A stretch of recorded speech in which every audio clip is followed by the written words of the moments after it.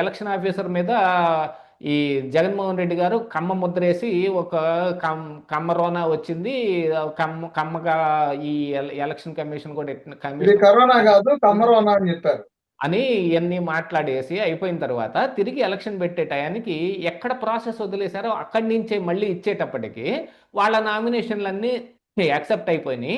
TDP వేసిన nominations ఏవి accept కాకుండాను, లేకపోతే మొత్తానికి ఈ ప్రిసైడింగ్ ఆఫీసర్ ఉంటాడు కదా, వాళ్ళ అవును. దగ్గర రిజెక్ట్ చేయటము, ఇట్లాంటి డ్రామాలు కూడా ఆడారు.